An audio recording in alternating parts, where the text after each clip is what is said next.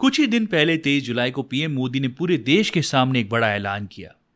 उन्होंने कहा, हमारे यूथ का भविष्य हमारी सबसे बड़ी प्रायोरिटी है और पेपर लीक माफियाज को सजा दिलाने के लिए सरकार स्पेशल फास्ट ट्रैक कोर्ट्स बनाएगी। मैंने आज फास्ट ट्रैक कोर्ट के लिए विभागों को निर्देश दिए थे। पीएम के इस अनाउंसमेंट के कुछ ही घंटों के अंदर दिल्ली हाई कोर्ट ने एक्शन लिया और एक dedicated fast track court setup कर दिया।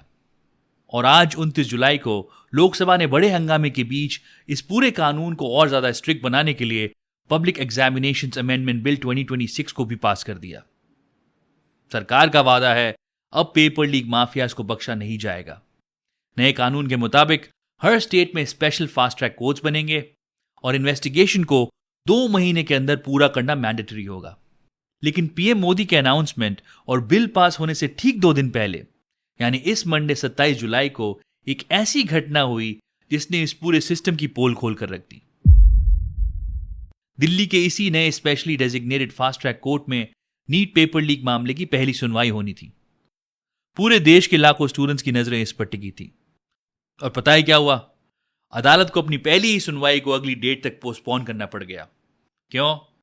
क्योंकि इस पूरे मामले की जांच कर रही देश की सबसे बड़ी एजेंसी सीबीआई की काउंसिल कोर्ट में हाजिर ही नहीं हुए। मंडे को जब स्पेशल जज अनु ग्रोवर बालिगा ने वेट किया और कोई सरकारी प्रोसिक्यूटर नहीं आया, तो उन्होंने हियरिंग को अगस्त 3 तक पोस्टपोन कर दिया। उधर नीट पेपर लीक केस में फास्ट ट्रैक कोर्ट में सुनवाई टल गई है। फास्ट ट्रैक कोर्ट में पहले ही दिन सुनवाई टली है। सीबीआई की ओर से कोई वकील पेश नहीं हुआ। इस मामले में अब अगली सुनवाई 3 अगस्त को होगी। सोचिए, जब देश के सबसे बड़े एग्जाम स्कैम पर एजेंसीज का यह हाल है, तो बाकी केसेस में फास्ट ट्रैक इंसाफ कैसे मिलेगा? एक तरफ पीएम मोदी कह रहे हैं कि किसी को बख्शा नहीं जाएगा, और जिस फास्ट ट्रैक इंसाफ का ढिंडोरा आज पार्लियामेंट में पीटा जा रहा है, वो जमीन पर शुरू होने से पहले ही ठप हो गया। सच्चाई यह है कि हमारी सेंट्रल एजेंसीज और जुडिशरीज पहले से ही ओवरबर्डन्ड हैं। उनके पास मैन पावर और वकीलों की भारी कमी है। इस नए अमेंडमेंट बिल के अकॉर्डिंग अगर कोई चीटिंग या पेपर लीक में इन्वॉल्व मिलता है तो जेल की सजा को बढ़ाकर अब 5 से 10 साल कर दिया गया है। और अगर कोई ऑर्गेनाइज सिंडिकेट पकड़ा जाता है तो फाइन सीधा 10 करोड़ तक है।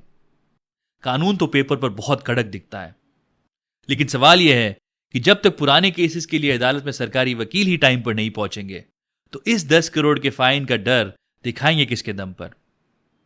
इस अमेंडमेंट में एक और चीज को बहुत स्ट्रिक्ट बनाया गया है, सर्विस प्रोवाइडर्स, यानी वो प्राइवेट एजेंसीज और लैब्स जो एग्जाम्स कंडक्ट करवाती हैं। उन पर फाइन 1 करोड़ से बढ़ाकर 5 करोड़ कर दिया गया है और उन्हें 8 साल के लिए बैन करने का प्रोविजन भी है। लेकिन असली मुद्दा सिक्योरिटी प्रोटोकॉल्स का है। आजकल के mostly exam leaks physical paper चोरी से नहीं, बल्कि लोकल एग्जाम सेंटर्स के लो ग्रेड डिजिटल सिस्टम्स को हैक करने से होते हैं।